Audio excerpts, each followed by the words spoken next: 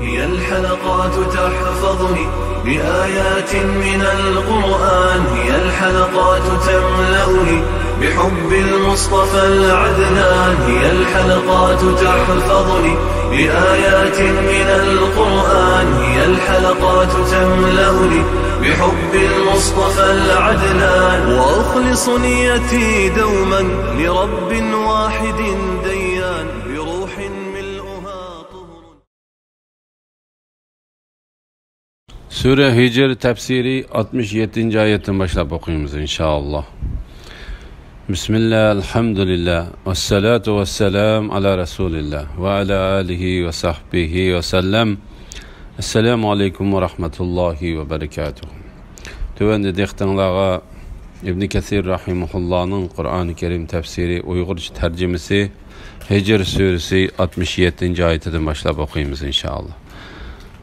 Ba'de euzu billahi mineşşeytanirracim.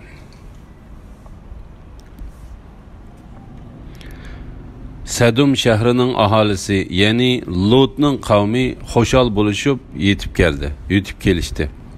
Lut eytti: "Bula mening mehminim, ulağı çıkılıp koyup, ulağının aldıda meni resva kılmangla, Allah'tan korkungla, mehminimni harlaş arqılık meni harlamangla.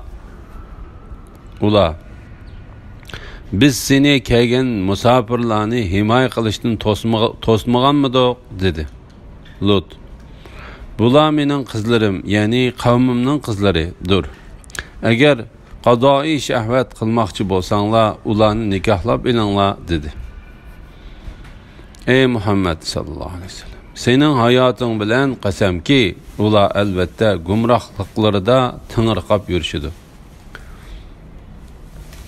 Şəhər əhlinin pəriştilərinin qışığa ulanı ərlə deb guman qılıb gəlgənliki. Allah Teala bu ayette Lut aleyhisselamның qavminin, Lut aleyhisselamның mehmanları və ulanın nəhayət çiraylıq ikənlikidən xəbər tapqanda xoşal bulub gəlgənlikidən xəbər verdi. Lut eytdi: "Bula mening mehminim, ulağı çıkılıp koyup, ulağının aldıda meni resva kılmangla, Allah'tan korkungla, mehminimni harlaş arqılık meni harlamangla." Lut aleyhisselam bu sözünü kavmige mehmanlarının Allah Teala'nın elçileri ikenlikini biliştim burun degen idi. Bu vaqtda Hud surasida bayan qilindi. Ula Lut aleyhisselamga cevap verip mundaq dedi: "Biz seni kelgen mehmanlarını himoya qilishdan to'smaganmidik? Yani seni birer kişini mehman qilishdan to'smaganmidik?" Andın Lut aleyhisselam ularni özlerinin ayollariga yaqinchilik qilishga, Allah Teala ularga yaratib bergan halol o'rindan kelishga buyurdi. Bu to'g'riliq ilgariki bablarda bayon qilingancha bu yerde qayta takrorlash hojatsiz. Ular özlerini qorshab turgan baloyi ofatdan saharda duch keladi, baloyi ofatdan saharda duch keladiganligi aniq bo'lgan azobdan bexabar edi. Allah Teala Muhammed aleyhisselamga mundaq dedi: "Ey Muhammed sallallahu aleyhi ve sellem, senin hayatın bilen qasamki, ular albatta gumrohliklarda tingirqab yurishidi." Allah Teala bu ayette Peygamber aleyhisselamның hayatı bilen qasam qildi. Bu Peygamber aleyhisselam üçün katta, ulug', yuqori martaba ve sharafning barligiga dalolat qiladi. Amr ibn Malik Abu Javzaidin İbn Abbas radiyallahu anhumanın mundaq deganligini rivoyat qildi. Allah Teala Muhammed aleyhisselamdan ulug'roq bir jonni yaratmadi. Hem Allah Teala Muhammed aleyhisselamdan başqa bir kişinin hayatı bilen qasammi qilmadi. Ey Muhammed sallallahu aleyhi ve sellem, senin hayatın bilen qasamki, yani senin hayatın, ömrün ve dünyada turganliqing bilen qasam qilaman. Ular albatta gumrohliklarida tangirqab yurishidi. Qatade bu ayetning ma'nosi haqida mundaq deydi: ular azg'unliqlarida o'ynab yurdi. Ali ibn Abu Talha ibn Abbosning mundaq deganligini rivoyat qiladi. Ey Muhammad sallallohu alayhi vasallam, sening turmushing bilan qasamki, ular qaymoqib buyurdi.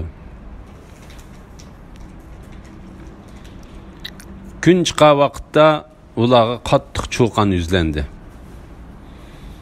Biz u shaharni ostin ustin qilib etdik, ya'ni ko'mtirib etdik va ularning ustiga yomg'irdak sopol tosh yog'dirdik.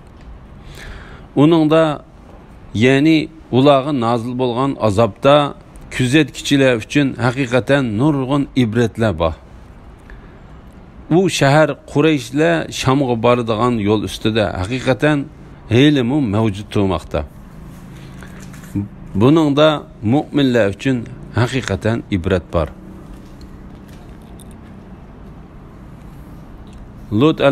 Lut alayhissalomning qavmining halok qilinganligi. Ularga qattiq cho'qan yuzlandi. Bu shaharni ostin ustin qilib dum ko'mtirish va ularning ustiga sopol tosh yog'dirish bilan birga anglagan quloqni yog'idek qattiq ovozdir. Bu ahvol kun chiqqan chog'da yuz bergan edi. Uningda, ya'ni ularga nozil bo'lgan azobda kuzatkichilar uchun haqiqatan nurg'un ibratlar bor. Ya'ni bu shaharning hozirgacha mavjud bo'lib turgan xaroba izlari kuzatkichi va aql egalari uchun aytganda Alloh taolaning intiqom olganligiga pokit bo'ladigan aniq dalillardir. Mujohid oyatdagi kuzatkichi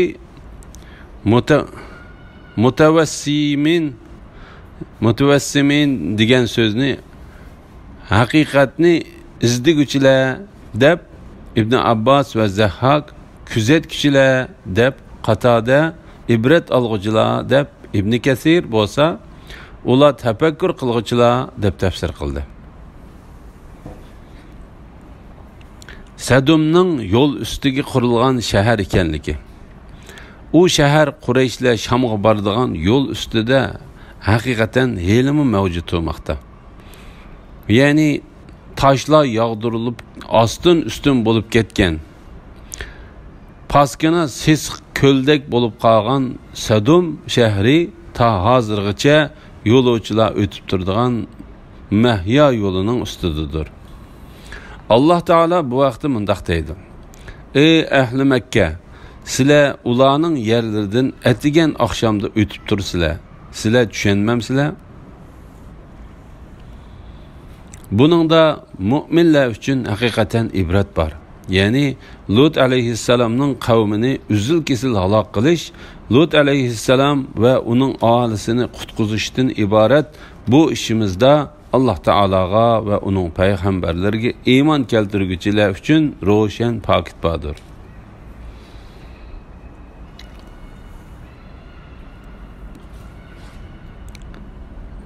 Aykaliklar shubhisizki zolim edi. Ya'ni kufrida haddidan oshganlar edi. Shuaybning payg'ambarligini inkor qilganliklari uchun ularni halok qildik. Ular, ya'ni bu ikki shaharning har ikkilisi shubhisizki oshkor yo'l ustidadir.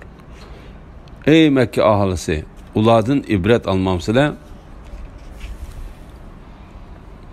Shuayb alayhissalomning qavmi bo'lgan aykalliklarning halok qilinishi.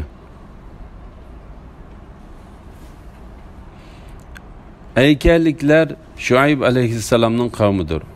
Zahhak, Qatada va boshqalar mundaq dedi. Ayka degan qo'yiq o'rmonliqdir. Aykalliklarning gunohi Alloh taologa shirik keltirish, yo'ldan o'tgan karvonlarni bulash va o'lcham tarozida kam berishdek razil ishlar edi. Alloh taolo ularga qattiq ovoz va yer tavrash qatorliq azoblarni avatish bilan ulardan intiqom oldi. Bu Lut alayhissalomning qavmining zamonasidan keyin bo'lib, bu ikki qavmning yashagan davri va o'rni yaqin edi. Shuning uchun Alloh taolo mundaq dedi: u shahar Qurayshlar Shamga boradigan yo'l ustida haqiqatan helimi mavjud turmoqda. Shuning uchun Shuayb alayhissalom qavmini ogohlantirganda mundaq dedi: Lut qavmining diyori sizlarning joyinglardan yiroq emas. Hicrliklar haqiqatan payg'ambarlarni inkor qildi. Ya'ni ularning Solih alayhissalomni inkor qilganligi boshqa payg'ambarlarni mu inkor qilganligidir. Ularga mo'jizalarimizni keltirdik. Ya'ni toshdan chishto'ga chiqarishdek qudratimizga dalolat qilgan mo'jizalarni ularga ko'rsatdik. Ular bu mo'jizalardan yuz o'rdi. Ular azobdan amin bo'lgan holda tog'larni teshib, bu bizni Allohning azobidan saqlaydi deb o'y solatdi. Lekin qattiq cho'qan sahardila ularni halok qildi. Ularning qilgan amgaklari o'zlariga asqatmadi. Ya'ni ularning salgan binolari ularni Allohning azobidan saqlab qola olmadi. Samud qavmi bo'lgan hijrliqlarning halok qilinishi. Hicrliqlar payg'ambar Solih alayhissalomni yolg'on degan Samud qavmidandir.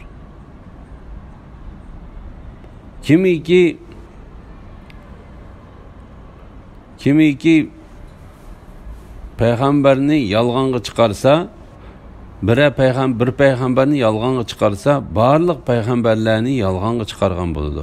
Shuning uchun hijrliqlarga payg'ambarlarni yolg'onga chiqargan deb nom berildi. Alloh taolo Solih alayhissalomning duo qilishi bilan qattiq qoram toshdan to'yga chiqarib berganida Solih alayhissalom ularga elib kelgan payg'ambarlikning rostligiga pokit bo'ladigan mo'jizani elib kelganligini bayon qildi. To'yga ularning yurtlarida o'tlaydigan bo'lib, u yerdagi suvni bir kun to'yga ichadigan, yana bir kuni ular Solih alayhissalomning qavmi ichadigan qilib belgilangan edi. Ular haddidan eshib to'ygini bo'g'izladi. Ondan Solih alayhissalom ularga mundaq dedi: "O'yinglarda hayotlikdan 3 kun bahramand bo'lib edinglar. Bu va'da yolg'on emas." Alloh taolo mundaq dedi: "Samudga bo'lsa to'g'ri yo'lni ko'rsatdik. Ular hidoyatdan ko'rliq, ya'ni gumrohlikni ortiq bildi. Ular azobdan amin bo'lgan holda tomlarni teshib, bu bizni Allohning azobidan saqlaydi deb o'y salatdi. Ya'ni ularning qo'rqinchisi yo'q. Undan o'ylarga ehtiyoj bo'lmasa-mu, undaq o'ylarga ehtiyoj bo'lmasa-mu, u o'ylarni haddidan oshgan va ko'ranligan holda behuda salatdi. Ularning hijr jilg'asidagi salgan o'ylari hozirmi ko'zimizga cheliqadi. Payg'ambar alayhissalom Tabukka ketib etib, hijr jilg'asidan o'tganda beshini past qilib ulug'ini tizlatdi va sahobalarga mundaq dedi: "Azob tushgan qavmning makoniga yig'ilgan holda kiringlar. Agar yig'lay olmasanglar, ularga yetgan azobning sizlarga yetib kelishidan qo'rqib yig'langlar." Lekin qattiq cho'qan sahardila ularni halok qildi. Ya'ni 4-kuni saharda ularni halok qildi.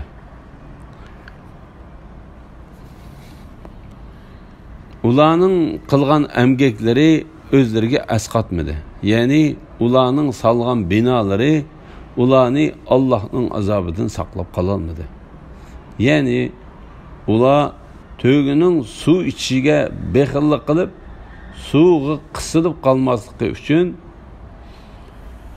tugini bo'g'izlab foydalangan suv bilan algan ziraat ve meyve qatarlıq baylıqları ularni Allah Taala tarafından kelgan azapdan qutqizishga qilchimi asqatmadi.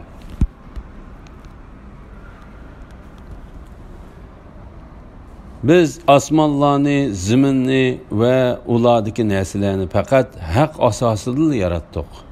Qiyomatning bo'lishi cho'qimdir. Ey Muhammad sallallohu alayhi vasallam, nadallar bilan tang bo'lmagan, ularga chiroyli muomalada bo'lgan.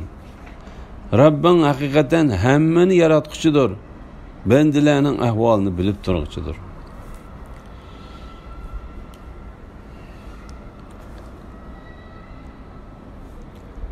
Biz osmonlarni, zaminni ve ulardagi narsalarni haqiqatan haq asosida yaratdik. Qiyomatning bo'lishi cho'qimdir. Allah yomonlik qilganlarni qilmishlariga qarab jazolaydi.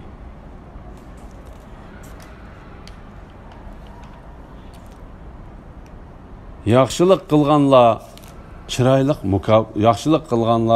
chiroyli mukofot beradi. Alloh Taala bu vaqtda mundaq deydi: "Osmonni, zaminni ve ularning orasidagi shaylarni bekor yaratmadik." U ya'ni ularni bekor yaratilgan deb qarash kofirlarning gumonidir. Kofirlarga do'zaxdan voy. Ey insonlar, bizni sizlar o'zinglarni bekor yaratdi. Ya'ni sizlar bizni hayvonotlarni yaratganimizdek biz hech qanday savobni bermaydigan, jazomi bermaydigan qilib yaratdi. O'zinglarni bizning dargohimizga qaytarilmaydi deb o'ylamsizlar? Haq podshoh Allah üstündür. Onundan başka hiç ilah yoktur. Allah ulug' arshning Rabbidir. Ondan Allah Taala Peygamber aleyhisselamga qiyomatning cho'qim bo'ladiganligini xabar qildi ve Peygamber aleyhisselamni o'ziga azob bergan, ularga elib kelgan payg'ambarlikni inkor qilgan mushriklardan chiroyliqcha yuz o'rishga buyurdi. Sen ulardan yuz o'rgin, salom degin, ya'ni ularga bedduomu qilmag'in, dinga da'vatmi qilmag'in. Ular kelgusida kufrning oqibatini, ya'ni ularga kufrning oqibatini bildi. Mücahid, Qatada ve başkalar bu ayet cihad qilishdan burun Mekke'de tushgan bo'lib, cihad qilish ayeti Peygamber aleyhisselam Medine'ga hicret qilgandan keyin tushgan dedi. Rabbing haqiqatan hammani yaratquchidir, bandalarning ahvolini bilib turuvchidir. Bu ayet qaytib boradigan joyning qiyomat maydoni ekanligini, Allah Taala'nın kıyametini qaim qilishga qodir ekanligini, har qandaq narsani yaratishga ojiz kelib qolmaydiganligini, zaminning har qandaq bir bulung pushqoqlarida tutma bo'lib ketgan jasadlar va boshqa narsalarni bilishga qodir ekanligini ta'kidlash uchundir. Allah Taala bu vaqtda mundaq deydi: Osmonlarni va zaminni yaratgan zot ularning o'qishini yaratishga qodir emasmi? U buningga qodir. Allah mahir yaratquchidir, hammani bilgichidir. Allah biror shayni yaratishni iroda qilsa, uningga vujudga kel deydi-da, u vujudga keladi. Allah pokdirki, har bir narsaning egilik huquqi uning qo'lidadir. Ölgenden keyin onun dergahıga qaytırılısılar. Elhamdülillah, Allah şükürler olsun. Yukarıda Hicr suresi tefsiriden 86. ayetgacha anladыңlar. Axirini keyin qatimliq o'qishimiz davomlashtiramiz inshaalloh. ve sallallahu ala Muhammed ve ala alihi ve sahbihi ecmaîn. Esselamu aleyküm ve rahmetullahi ve berekatuhu.